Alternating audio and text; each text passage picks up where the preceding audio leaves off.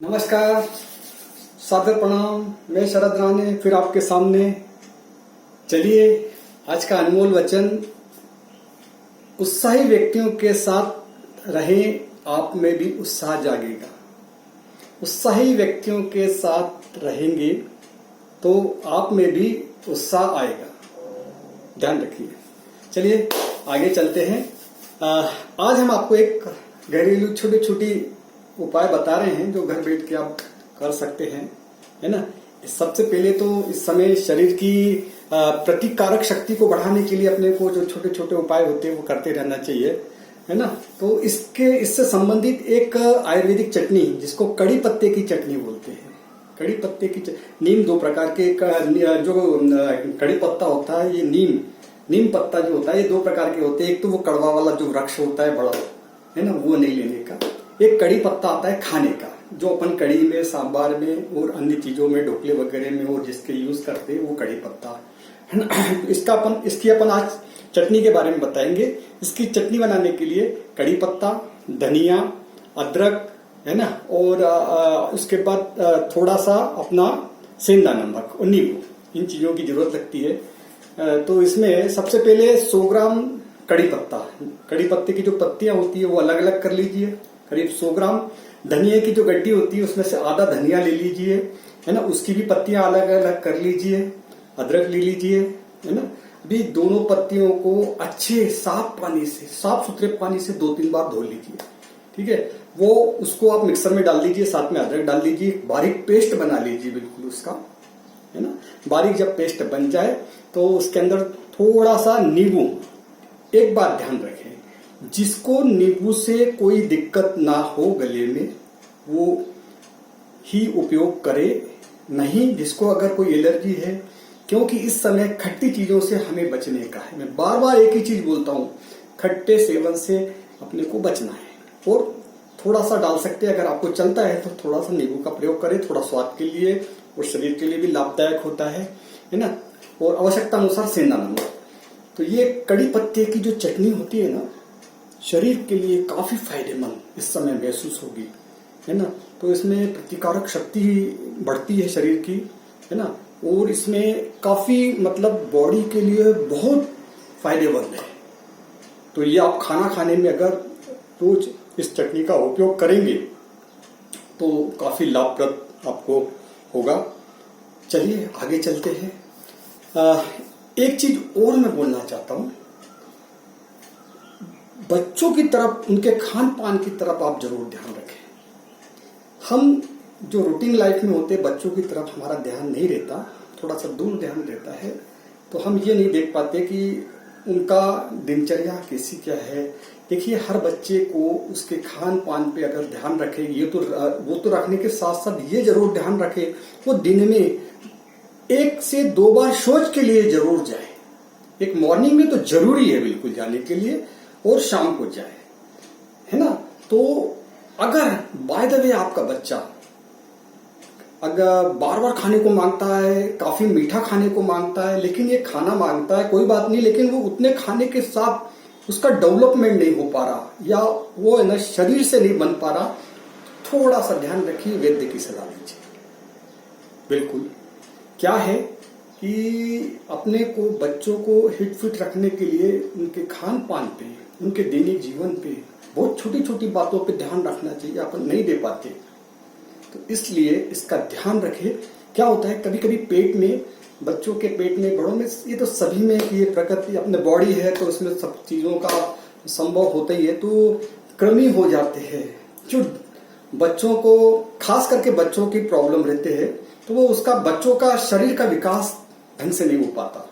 बच्चा बार बार खाने को मांगता है, लेकिन उसका स्वास्थ्य नहीं बन पा रहा है, वो दुबला पतला ही रह रहा है, या उसको खाना लगता नहीं लेकिन वो खा रहा है ना। मीठा बहुत ज्यादा खाने को मांग रहा है ना। तो ये थोड़े से सिम्टम्स देखिए।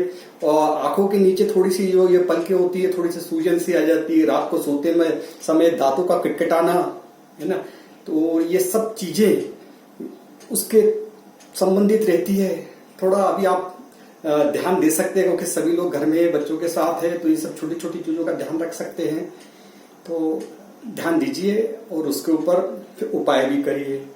कुछ नहीं, आयुर्वेदिक अगर देखो वैद्य के सलाह अनुसार, मैं बार बार कह रहा हूँ, वैद्य के सलाह अनुसार छोटे छोटी चीजें हैं तो साधारण दवाइयां हैं, कोई खास नहीं। एक क्रमिक उठार करके आती है, क्रमिक उठार से एक टेबलेट आती है ना, वो लेना चाहिए सुबह शाम पानी के साथ, ठीक है ना।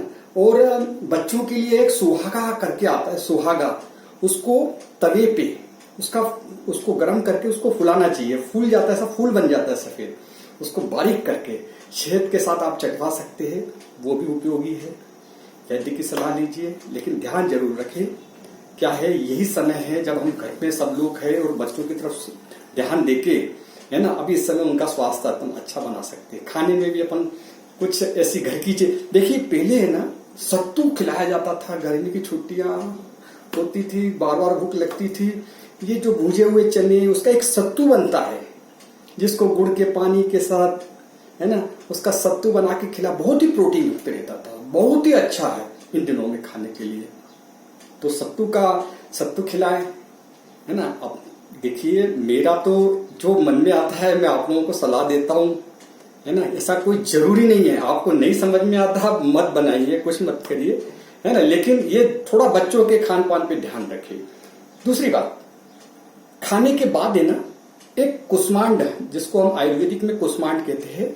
मैं कुष्मांड क्या होता है मैं आपको एक साधारण शब्दों में बोलूं, एक तो आगरे का पेठे का नाम सुना होगा आपने, तो वो पेठा ही कुष्मांड होता है। तो वो कुष्मांड जो होता है ना, खाना खाने के बाद घर में सभी लोगों ने थोड़ा सा टुकड़े का सेवन करना चाहिए, बहुत बढ़िया होता है, स्वास्थ्य के लिए बहुत अच्छा है, शरीर के लिए अच्छा है, पेट के लिए अच्छा है। कुष्मांड के तो स्मरण शक्ति बढ़ती है और डाइजेशन अच्छा होता है, एसिडिटी नहीं होती, तो कुष्मांड तो बहुत फायदेमंद चीज है, उसका उपयोग करें। वो जो पेठा आता है बाजार में, पेठा मंगवाइए। कुष्मांड मतलब पेठा ही, जो अपन पेठे का थोड़ा सा टुकड़ा, आधा टुकड़ा लेके खाना खाने के बाद खाइए, बच्चों को भी दीजिए, स्वादिष्ट होता है, पचन अच्छा होता है, एसिडिटी नहीं होगी। दूसरी बात ये तो हो गया कुछ, इसके अलावा आप उस पेठे का है ना, एक पेठे के लड्डू भी बनते हैं।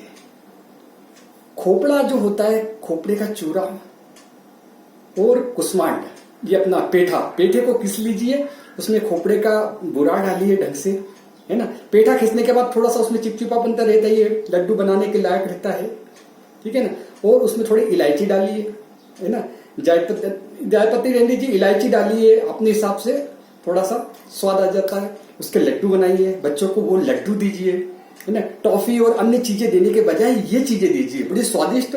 बच्चे एक दो बार मांगेंगे, लेकिन वो बच्चे एक दो बार आप उसको खिलाएंगे तो वो बार बार मांगेंगे, बड़े स्वादिष्ट होते हैं। तो इस समय उसका भी उपयोग किया जाता है, बॉडी के लिए बहुत अच्छा है ना। चलिए तीसरे बात, मैं छोटे छोटे साधारण चीजें बुजुर्गों के लिए, सबके लिए, आप लोगों के लिए बताता हूं। देखिए अभी इस समय अपन घर में बैठे हैं, ठीक है ना, ज्यादा बैठने की वजह से पीठ में दर्द होना, घुटनों में दर्द होना वगैरह, इसका एक घरेलू उपाय बहुत अच्छा है।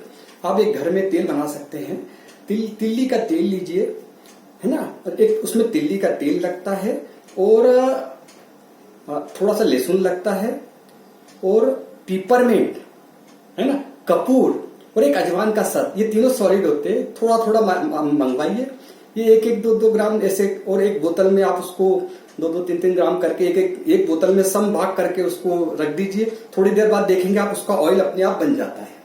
बहुत ही यूजफुल होता है, बहुत अच्छा होता है, उसके कई उपयोग होते हैं। दर्द में इसका उपयोग यह है कि आप तिल्ली का तेल लीजिए, है ना, उसको अच्छा गर्म कर लीजिए, उसको नीचे उतारिए, एक दूसरा बर्तन लीजिए, उसमें पानी डालिए, है ना, उसको गैस पे रख दीजिए, और वो जो बर्तन, जो तिल्ली के तेल वाला अपना बर्तन है गर्म किया हुआ, वो उसके ऊपर रख दीजिए, है ना, उसके अंदर बर्तन में रख दीजिए, उसके अंदर लहसुन डालिए, पीस के, कूट के, है ना, पीसे मतलब मिक्सर में नहीं, कूट के उसके अंदर डालिए। उसको तब तक गर्म करते रहे जब तक उसका लहसुन का रंग नहीं आ जाए, थोड़ा सा तप नहीं जाए तेल, उसको धीमी आंच पे काफी टाइम तक उसको आप गर्म रखें। बाद में उसको आप छान लें निकाल के और ठंडा होने दें। ठंडा होने के पश्चात जो अपन ने ऑयल बनाया है, पीपरमेंट, कपूर और अपना ये जो पुदीने का जो होता है, उसका अर्क का जो तीनों का अपन जो ऑयल बनाते हैं, पोदीने का सर इसका ऑयल जो बनाते हैं वो उसका 1 चम्मच करीब डाल दीजिए, 1-2 चम्मच, है ना। तो उसके बाद जहां जहां दर्द है थोड़ा सा मॉलिश नहीं करिए, केवल आप लगाइए ऐसे ऐसे ऐसे ऐसे आहिस्ता हाथों से, जहां जहां आपको होता है वहां आप उसको थोड़े से हल्के हाथों से लगाइए।